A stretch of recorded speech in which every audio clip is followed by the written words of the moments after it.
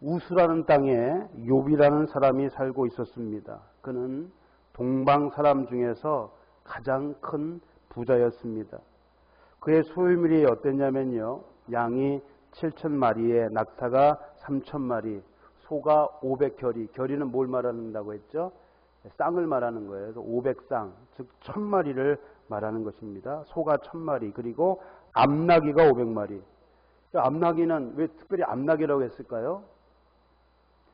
뭐 순나귀도 있었겠죠. 근데 암나귀는 뭐예요? 생산할 수 있는 능력이 있잖아요. 새끼를 낳을 수 있는. 그래서 아무튼 이 욥은요, 동방에서 가장 큰 부자, 어마어마한 재산을 가지고 있었어요. 또 그것을 관리하려면 뭐가 또 있어야 돼요? 종들. 종들도 많았고요. 또 자녀가 얼마였냐면요, 아들이 7, 딸이 3이었습니다. 10명이나 되는 자녀가 있었습니다.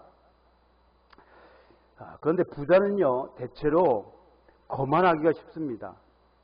그들은 하나님보다 재물을 더 의지하는 경향이 있는데 돈이면 무엇이나 해결할 수 있다고 믿기 때문입니다. 또 그들에게서 자비를 기대하기란 쉽지가 않습니다. 그러한 예를 나발이라는 자에게서 찾아볼 수가 있습니다. 사무엘상 25장에 보면요, 나발에 대해서 소개하고 있는데요. 이 나발이라고 하는 이름은요, 어리석은 혹은 미련한이란 뜻입니다. 부모가 자녀의 이름을 어리석다, 미련하다 라고 짓지는 않을 것입니다. 따라서 이 나발이라고 하는 이름은 본명이 아니라 그의 성품에 따라 붙여진 별명일 것으로 보입니다. 나발의 직업은요, 목축업이었습니다. 욥에 비할 바는 아니지만 그는 그의 소유물이 어떻게 됐냐면요, 양이 3,000마리고요, 염소가 1,000마리였습니다. 어마어마한 부자예요. 그것도 욥에 비할 바는 아니지만 그래도 이 나발은요, 그 지역에서 큰 부자였습니다. 그런데 성격이 완고했고요, 행악은 좋지 않았습니다. 행실은 악했습니다. 완고하다는 말은요, 고집이 세다는 뜻으로 나발은 성질이 아주 못된, 소위 개망나니 같은 사람이었습니다. 아주 악한 사람. 그의 하인들조차 뭐라고 했냐면요, 그를 가리켜, 주인을 가리켜서 뭐라고 했어요? 불량한 사람이라, 사악한 사람이라 그렇게 말할 정도였습니다.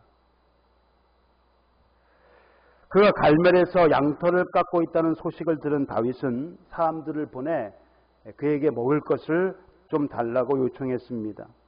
당시에는요, 양털을 깎을 때 잔치를 벌이고 손님을 초청하는 그런 관습이 있었습니다. 그리고 가난한 자들에게는 재물을 나눠주기도 했습니다. 이러한 관습을 이용해서 다윗은 나발에게 사람을 보내 먹을 식량을 좀 달라, 그렇게 요청을 한 것입니다. 더욱이 다윗은요, 나발을 도운 적이 있어요. 나발에게 은혜를 베푼 적이 있습니다. 당연히 사람들을 보내면 그의 편에 먹을 것을 줄 것이다, 나발이 줄 것이다, 그렇게 생각을 했습니다. 하지만 고집이 세고 행실이 악한 나발은요, 다윗의 요청을 거절했습니다. 그는 도리어 이렇게 얘기를 합니다. 다윗은 누구며 이새의 아들은 누구냐?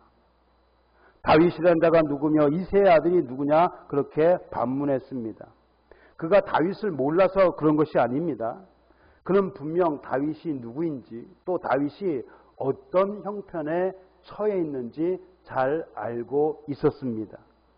그가 요즘에 각기 주인에게서 억지로 떠나는 종이 많도다라고 얘기한 것은요, 다윗과 그의 일행을 빗대어 한 말입니다.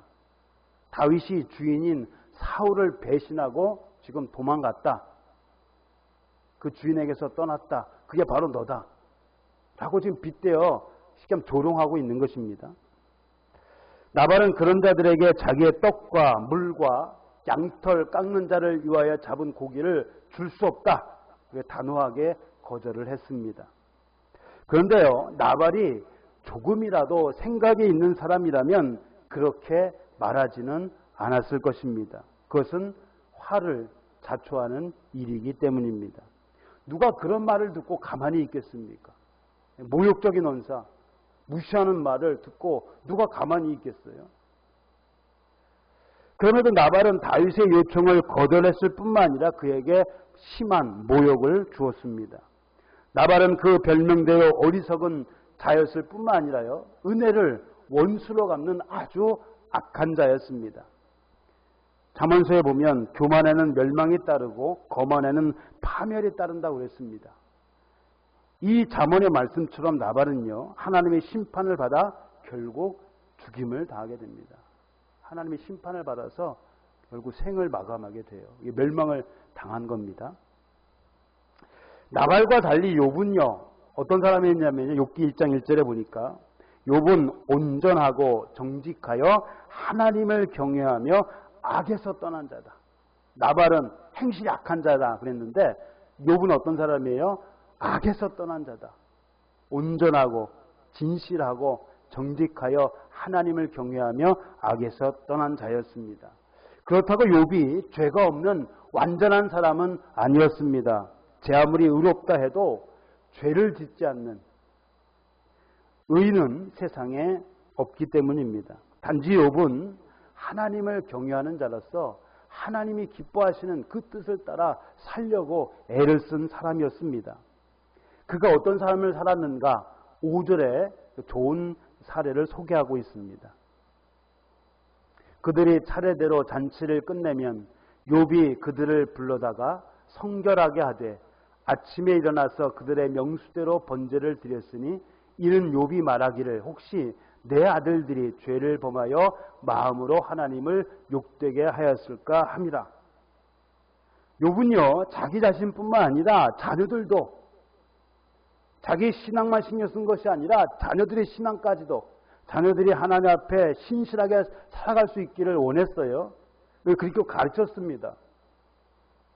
자녀들이 죄에 빠지지 않고 경건한 삶을 살기를 원했습니다. 그래서 생일이 지나면 그들을 불러서 성결하게 하고 그들을 위해 뭘 했어요? 번제를 드렸습니다. 혹시 그들이 알지 못하는 사이에라도 하나님을 저주하고 죄를 지었을 수도 있다고 생각했기 때문입니다. 알지 못하는 사이에, 너무 기뻐서 알지 못하는 사이에 혹은 마음속으로 하나님을 저주하지는 않았을까? 그런 생각에 생일이 끝나면 그들을 불러다가 성결케 하고 하나님께 예배를 드렸다는 겁니다. 그래서 잔치가 끝나고 난 뒤에는 어때요? 항상 그렇게 했다는 겁니다. 욥의 행위가 항상 이러하였더라. 어쩌다 그런 것이 아니고요. 항상 이러했다. 또 욥은요, 자기가 살고 있는 지역에서 가장 큰 부자였습니다. 이만한 부자가 어디 있겠습니까? 그 지역에서 가장 큰 부자였는데요.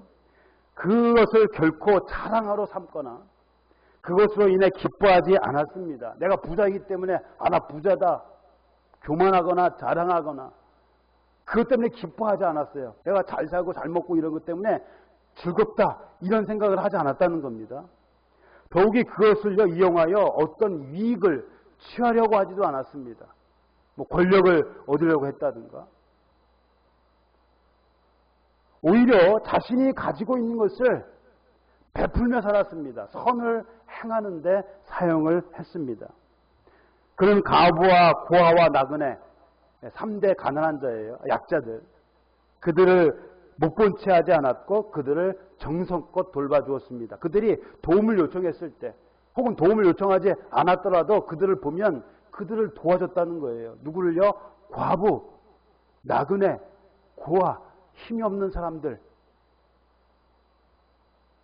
또 가난한 자라고 해서 업신여기지 않았습니다. 자기보다 못한 사람 보면 업신여기려고 하는 그런 마음이 있잖아요. 보통 사람들이. 근데 욥은 그러지 않았어요. 가난한 자라고 해서 업신여기지도 않고요. 자기의 종이라고 해서 함부로 대하지도 않았습니다. 함부로 대하지도 않았어요. 자기 종을. 그는 하나님을 경외하는 자로서 신앙과 삶이 일치하는 신행일치의 본을 보여주었습니다. 신행일치가 뭐예요? 신행일치가 뭡니까? 믿음과 행함이, 신앙과 삶이 일치한다는 겁니다. 말하는 것과 사는 것이 똑같다는 거예요. 언행일치라고도 우리가 얘기하잖아요.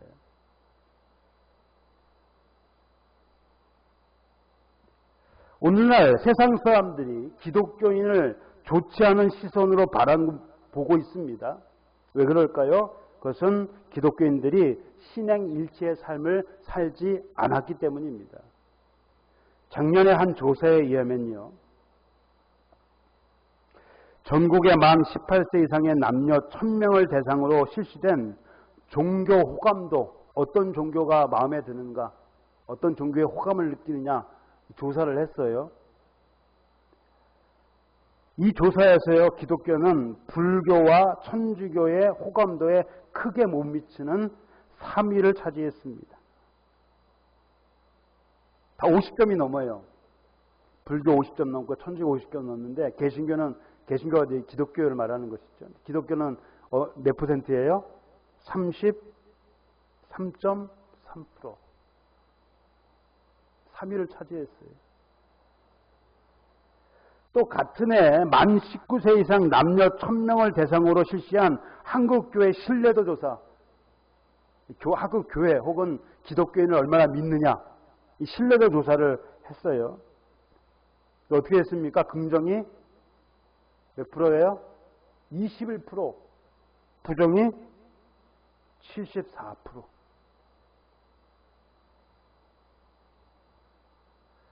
근데요, 세상 사람들보다 기독교인이 바라보는 교회는 좀 더 긍정적이에요.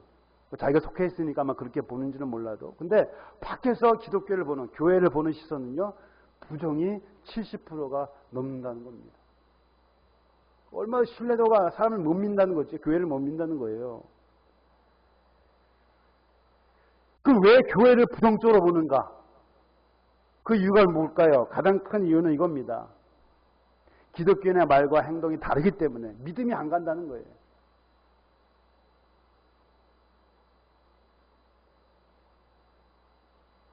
기독교인이 말하는 것과 행동하는 것이 믿음이 안 간대요. 목사도 마찬가지. 똑같은 그 항목이 있어요. 목사에도 믿음이 안 간다. 거의 똑같아요. 부정적인 평가가 70%가 넘어요. 그러니까 목사도 못 믿겠고, 교회도 못 믿겠고, 기독교인들도 못 믿겠다라고 한 사람이, 완전히 못 믿겠다라고 한 사람이 30%가 높고요. 40% 정도는 대체롭게 못 믿겠다라고 그렇게 생각하고 있습니다. 앞에서 언급한 신행일치의 삶을 살지 않았다는 것입니다. 그런데요, 세상 사람들은 기독교가 좋은 일을 하고 있다는 거 인식을 합니다. 가장 신뢰하는 종교에서 물론 3위고요, 기독교가. 근데 사회봉사 활동을 많이 하는 종교가 어느 종교인가?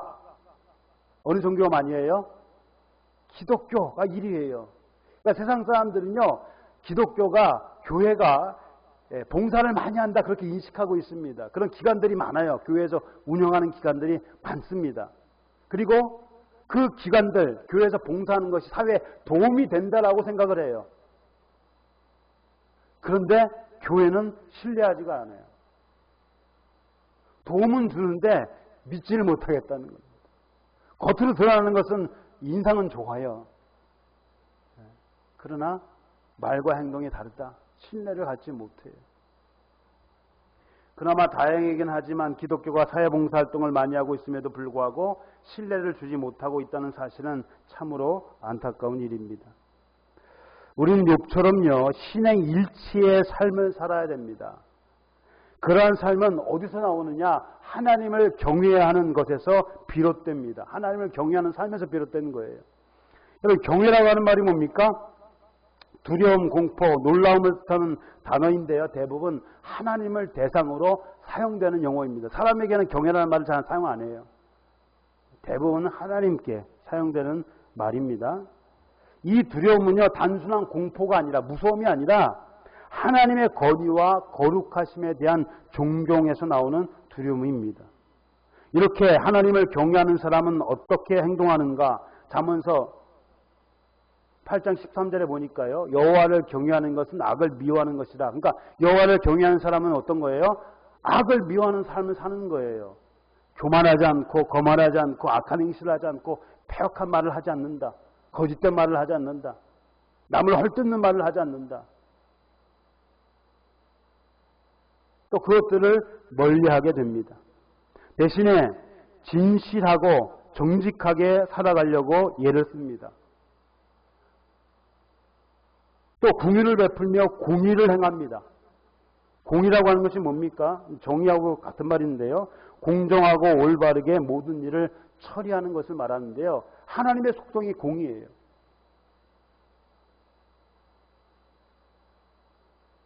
하나님은요, 공의의 하나님, 정의의 하나님이시며 사랑의 하나님이십니다. 죄는 반드시 심판하시는 분이에요. 모든 일을 공정하게 처리하는 것, 이것이 바로 공의인데, 이것은 하나님의 속성인 동시에 그의 백성이 본받아야 할 성품입니다.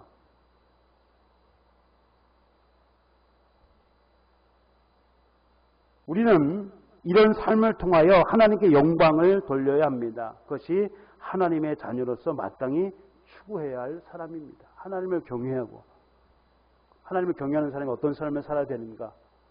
하나님의 자녀로서 마땅히 우리가 행할 바를 하는 것. 그것이 하나님께서 우리에게 요구하시는 삶입니다. 그런데 욥이 이렇게 살았어요. 하나님을 경외하며 경건하게 살았습니다. 그런데 그 욥에게 큰 고난이 찾아왔습니다. 하나님을 경외하며 경건하게 살았던 그에게 왜 고난이 찾아온 것일까요?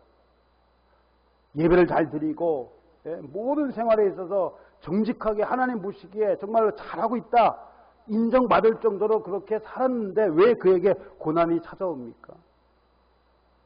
그러니까 우리가 신앙생활을 잘한다고 해서 고난이 없는 것이 아니에요.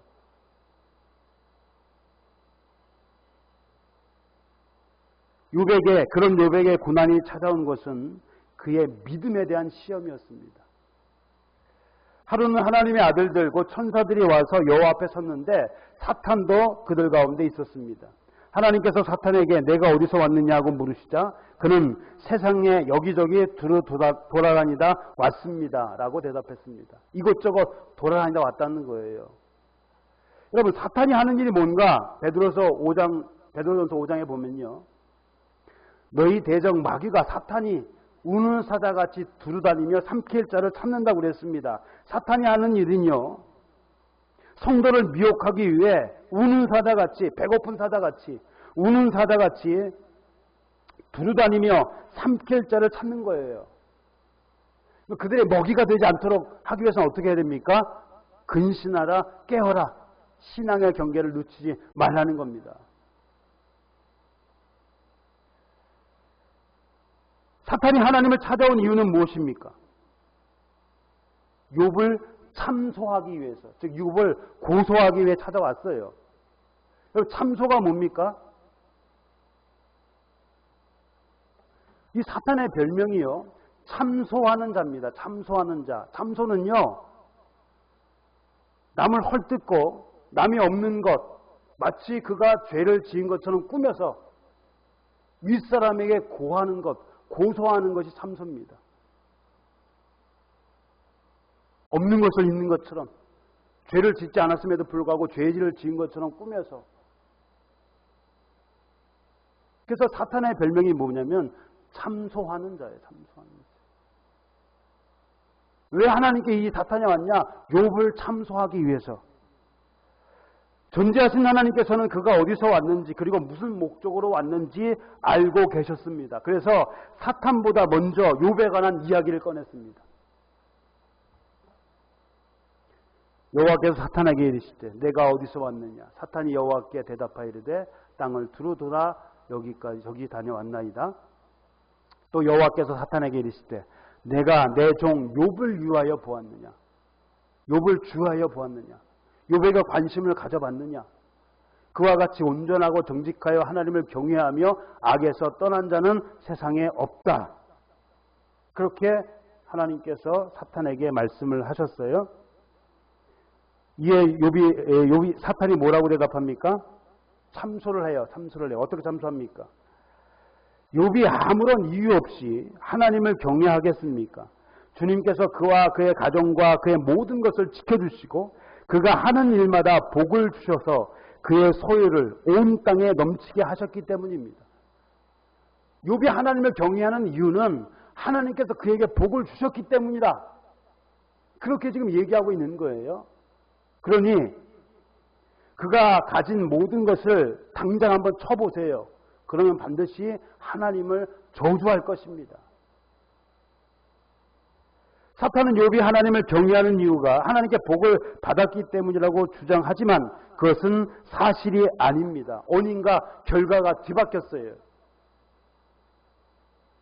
복을 주셨기 때문에 하나님을 경외한 것이 아니라 하나님을 경외했기 때문에 하나님께서 욥에게 복을 주신 거예요. 사탄이 여기서 교묘하게 왜곡을 시켜가지고 욥을 하나님께 참소하고 있는 것입니다. 이 하나님께서는 그래 한번 욥을 시험해봐라. 단 그의 몸에 손은 대지 말라. 욥의 몸에 손을 대지 말라는 조건으로 사탄이 욥을 시험하도록 하나님께서 허락하셨습니다. 그래서 욥에게 고난이 찾아온 거예요. 그는 하루아침에 모든 것을 다 잃어버렸습니다. 그 많던 재산들, 자녀들, 10명이 되는 자녀를 다 잃어버렸어요. 하루아침에 다 죽었습니다. 종들도 거의 대부분 다 죽었고요. 그럼에도 그는 하나님을 향하여 어떻게 했다고요? 원망하지 않았습니다. 아니, 하루아침에 모든 것을 다 잃었어요. 그가 아무렇게나 산 것이 아닙니다. 하나님을 경외하고 정직하게 하나님이 기뻐하시는 삶을 살기 위해 그렇게 예를 썼어요. 그래서 복을 받았잖아요. 근데 그것이 하루아침에 다 없어졌어요. 재산과 자녀들이 하루아침에. 그럼에도 불구하고 욥은요, 하나님을 향하여 원망하지 않았습니다. 오히려 그는 하나님을 경배, 예배했습니다. 예배를 드리는 사람들의 유형을 보면 크게 세 가지입니다. 예배를 드리는 사람의 유형. 첫 번째는요, 항상 예배하는 사람이 있습니다. 언제나 일이 잘 되거나 안 되거나 바쁘거나 힘들거나 언제든지 하나님을 예배하는 사람이 있습니다. 욥과 같은 사람이 그런 부류입니다. 두 번째, 평안할 때는 예배를 잘 드리다가도 어려운 일이 닥치면 예배를 잘 드리지 않는 사람이 있습니다. 반대로 평상시에는 예배를 잘 안 드리다가 어려움이 닥쳐오면 그때 예배를 드리는 사람이 있어요. 대부분의 그리스도인들이 아마 여기에 해당이 될 겁니다. 그리고 세 번째, 언제나 예배를 소홀히 하는 사람입니다. 예배는 관심이 없어요. 나오고 싶으면 나오는 거예요. 그것은 신앙이 아니에요. 여가 생활이지. 여가가 뭡니까? 시간이 남을 때 하는 거예요. 자기 한 일 다 하고 시간이 남거나 그러면 신앙 예배 드리는 것, 그것은 신앙이 아니죠. 예배 드리는 사람의 형태가 이 크게 세 가지라는 거죠. 예배를 드리는 이러한 태도는요, 예배의 대상인 하나님을 어떤 존재로 믿고 있느냐에 따라 달라지는 겁니다. 내가 하나님을 어떻게 생각하고 있는가, 어떻게 인식하고 있는가, 어떤 존재로 믿고 있는가에 따라 예배의 형태가 달라진다는 겁니다. 하나님을 세상의 창조주요, 인간의 생사화복을 주관하시는 분으로 믿는 사람들은요, 요처럼 항상 하나님을 예배하거나 그렇게 하려고 힘을 씁니다. 노력합니다. 어떤 사람이요, 하나님이 세상을 창조하신 창조주다. 그 하나님께서 인간의 생사화복을 주관하시는 분이다. 라고 믿고 사는 사람들, 그렇게 인식하는 사람은요, 언제나 하나님을 예배합니다. 모든 것이 합력하여 선을 이룰 줄 알기 때문에. 그래서 그가 이렇게 고백을 하고 있는 거예요. 내가 모태에서 알몸으로 나왔사온즉 또 알몸이 그리로 돌아갈지라. 주신이도 여호와시요. 인간의 생사화복을 주관하시는 분이 누구예요? 하나님이시라는 겁니다. 주신이도 여호와시요. 거두신이도 여호와시요. 그러니 여호와의 이름이 찬송을 받으실지니라. 그런 하나님을 내가 찬양합니다. 알몸으로 나왔사온즉 알몸으로 돌아간다. 어디서 많이 들어본 얘기지요? 공수래, 공수고, 인생은 공수래, 공수고라고 했습니다. 빈손으로 왔다가 빈손으로 가는 것이 인생이라는 것입니다. 그렇다고 욥이요, 지금 인생이 무엇인가를 말하려고 하는 것이 아닙니다. 인간의 생사화복을 주관하시는 분이 바로 하나님이심을 고백하고 있는 거예요. 그러게 욥은 고난을 겪으면서도 원망하지 않고 도로요 하나님을 찬양할 수 있었습니다. 모든 것이 하나님에서 달려있다. 그렇게 믿고 여기까지 살아왔어요. 그러니 어떤 형편에서도 하나님께 감사하고 찬양할 수가 있는 것입니다. 사랑하는 성도 여러분, 전라남도 여수에 가면요 나병환자 요양소인 애영원이라는 곳이 있습니다. 그곳에 애영원 교회가 있는데 그 교회 뒤편에 손영원 목사님의 순교 기념관이 있습니다. 지금 좌측에 보는 것이 이제 순교 기념관이에요. 이 기념관에는 손 목사님의 유품들이 전시되어 있는데 그 중에 봉투 하나가 있습니다. 여러 유품들이 있는데 그 중에 봉투 하나가 있어요. 좌측에 있는 봉투에. 이게 어떤 봉투냐면요. 손 목사님이 두 아들의 장례식 후 하나님께 드린 감사 헌금 봉투입니다. 두 아들의 장례식. 이 손 목사님에게는 세 아들과 세 딸이 있었습니다. 그런데 두 아들이요. 기독교인이라는 이유 때문에 공산당원에게 총살을 당했어요. 그 장례식을 치른 후에 하나님께 헌금을 했어요. 어떤 헌금이요? 감사 헌금. 얼마를 했는가? 당시의 돈으로 1만 원. 목사님, 그때 당시에 목사님 급여가 80원이었대요. 80원. 장례식 후에 하나님께 드린 헌금이에요. 그 봉투가 이 전시관에 전시가 되었다는 거죠. 기념관에. 그 봉투에는 뭐라고 써있냐면요. 하나님 감사합니다. 감사의 내용이 적혀 있어요. 두 아들이 순교하게 한 것에 대해서 하나님 감사합니다. 라고 그렇게 기록이 되어 있어요. 손 목사님은 두 아들의 장례식장에서 10가지 글을 낭독을 했는데요. 그 중에 몇 가지를 한번 살펴보겠습니다. 감사하는 내용을 10가지를 낭독을 했다는 거예요. 장례식장에서. 장례식장이에요, 여기가요. 나 같은 죄인의 혈통에서 순교의 자식들이 나오게 하셨으니 하나님 감사합니다. 미국 유학하려고 준비하던 내 아들 미국보다 더 좋은 천국에 갔으니 내 마음이 안심되어 하나님 감사합니다. 한 아들의 순교도 귀하다 하거늘 하물며 두 아들의 순교일이요 하나님 감사합니다. 그리고 마지막으로 나에게 분수에 넘치는 과분한 큰 복을 내려주신 하나님께 모든 영광을 돌립니다. 이 두 아들이 죽었어요. 총에 맞아 죽었단 말이에요. 순교했어요. 그런데 그 자리에서 하나님 감사합니다 라고 한 글을 낭독했다는 것이죠. 보통 사람들 같으면 불평과 원망이 나올 법도 한데 손 목사님은 오히려 하나님께 감사를 드렸습니다. 마치 욥의 모습을 보는 것 같습니다. 우리도 어려움을 당할 때 욥처럼 불평보다는 감사를, 원망보다는 하나님을 찬양할 수 있는 믿음을 가졌으면 좋겠습니다. 그런 삶이 되기를 주님의 이름으로 소원합니다. 기도하겠습니다. 어렵고 힘들 때 불평하며 원망하는 것이 인간입니다. 그러나 하나님을 경외하는 자는 그럼에도 불구하고 하나님을 찬양할 수 있고 하나님께 감사할 수 있어야 되는데 우리에게 그런 믿음이 있기를 소원합니다. 하나님을 경외하며 악에서 멀리하며 하나님 기뻐하시는 뜻을 따라 살아갈 수 있는 귀한 삶이 되게 인도하여 주시옵소서. 예수님의 이름으로 감사하며 기도하옵나이다. 아멘.